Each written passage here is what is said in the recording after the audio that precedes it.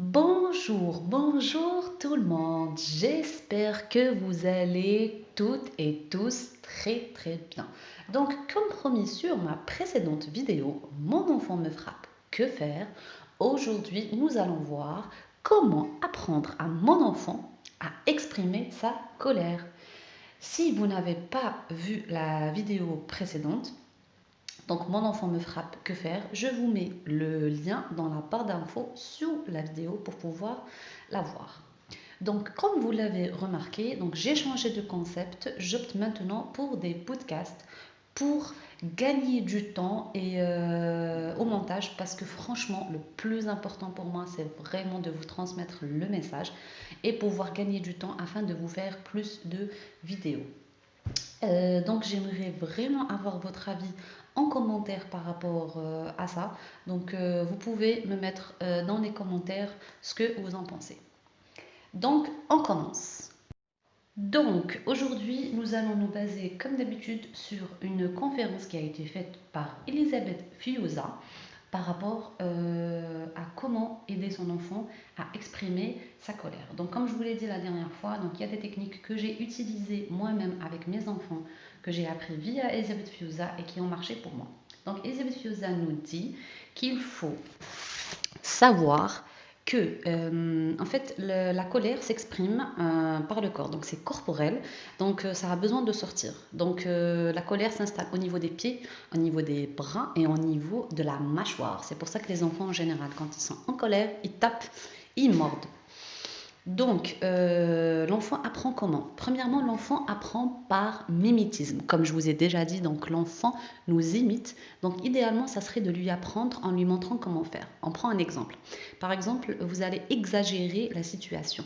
Par exemple, j'appelle ma copine au téléphone et elle ne me répond pas. Et je dis à mon enfant, franchement, j'appelle ma copine, mais elle ne me répond pas. Ça m'énerve, ça m'énerve. Je suis tellement énervée que je vais casser mon téléphone.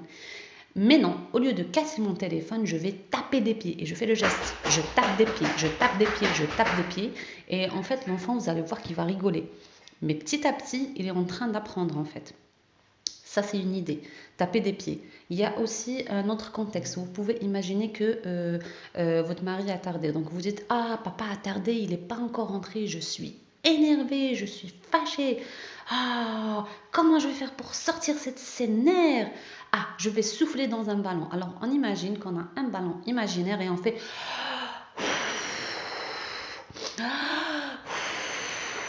idem, l'enfant va rigoler. Moi, c'est ce qui m'est arrivé avec mes enfants. Ils ont rigolé, mais vous pouvez leur dire, fais avec moi. Et c'est une technique aussi qui peut nous aider, nous, en tant qu'adultes, à maîtriser aussi sa colère.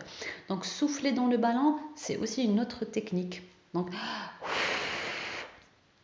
il y a aussi la technique de taper dans les coussins. Donc on imagine une technique où on a perdu par exemple quelque chose, comme eux quand ils perdent leur jouet. Par exemple, j'ai perdu mon téléphone ou j'ai perdu, je sais pas moi, un outil avec lequel je travaille. J'ai pas trouvé mon robot et on dit, ah, je suis énervée, j'ai pas trouvé mon téléphone, j'ai pas trouvé mon robot. Qu'est-ce que je vais faire? Ben, je vais taper dans un coussin. Tape. Et on prend le coussin et on leur montre qu'on tape dans le coussin. Ça nous permet d'exprimer notre colère. Donc ça, c'est la première méthode et vous pouvez leur proposer différentes façons. Ils vont choisir ce qui les arrange. Soit taper des pieds, soit le coussin, soit le ballon. Ensuite, la deuxième méthode aussi qui marche, c'est choisir un moment de calme. Bien sûr, ces méthodes, vous leur apprenez en dehors de la période de crise, parce que quand il est en colère, il ne pourra pas assimiler ou entendre ce qu'on est en train de lui dire. Donc, au moment de calme, quand il est en train de jouer, par exemple, ou elle est en train de jouer, on s'installe devant l'enfant et, par exemple, on suppose qu'il a un lion, un éléphant et un nounours. Ils sont en train de jouer. On lui dit, tiens, on va faire un jeu ensemble. Regarde, par exemple, on va imaginer que le lion, il joue avec l'éléphant et le nounours. Ils sont en train de jouer ensemble. Regarde. Le lion, il est énervé parce que l'éléphant lui a pris son jouet. Il va dire, oh, je suis énervé, je veux taper l'éléphant. Mais oh, qu'est-ce qu'il fait? Non, il tape des pieds. Alors tape des pieds. Et après, qu'est-ce qu'on fait? On propose à l'enfant de le faire. On lui dit, regarde, moi aussi je suis énervée pour de faux. Je tape des pieds, tape. allez, essaye-toi, tape des pieds. Et l'enfant va faire la même chose, il va essayer de vous imiter. Donc, il tape des pieds. Et petit à petit, en fait, il est en train d'apprendre. Elisabeth Fios a dit qu'au bout de 2, 3, 4 semaines, l'enfant est doté d'une nouvelle compétence qui est d'exprimer sa colère en tapant des pieds. Alors cette technique, elle peut être utilisée chez l'enfant à partir de 2 ans et même à partir de 1 an et demi. Donc on peut leur renseigner justement à exprimer leur colère. Donc ça, c'est pour les enfants jusqu'à l'âge de 5 ans. À partir de l'âge de 6-7 ans, taper des pieds, le coussin, ça ne marche plus autant. Donc il y a une autre méthode que Elisabeth Fioza a citée, qui est aussi d'une autre conférencière qui a écrit un livre et qui a parlé de différentes méthodes. Donc c'est la méthode ninja. On va imaginer une situation où, par exemple, je sais pas moi, vous avez décidé d'aller au parc, mais pour une raison ou une autre, vous ne pouvez plus y aller. Donc c'est normal, l'enfant est frustré, il est en colère, il veut exprimer sa colère parce qu'il est impuissant. Donc cette technique ninja va lui permettre de se sentir puissant.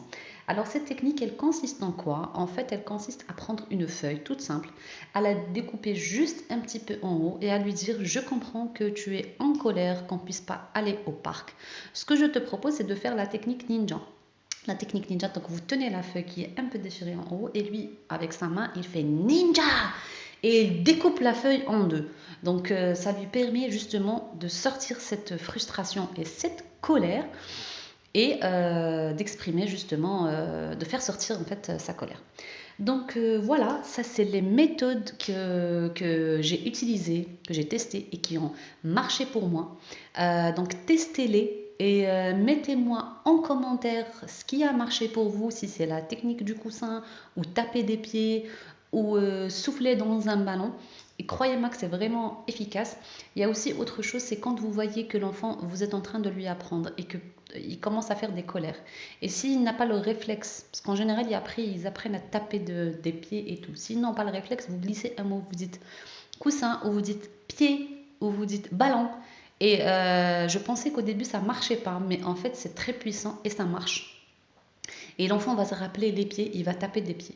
Bien sûr, ça prend du temps, mais il faut être persévérant et patient. C'est vraiment une technique qui va permettre à l'enfant d'apprendre à exprimer sa colère. Car encore une fois, son cerveau n'est pas assez mature pour pouvoir canaliser sa colère ou son émotion. En général, on lui dit: bon, maintenant tu te calmes, tu arrêtes. Mais lui, il ne sait pas qu'il ne veut pas, mais il ne peut pas. Son cerveau ne peut pas.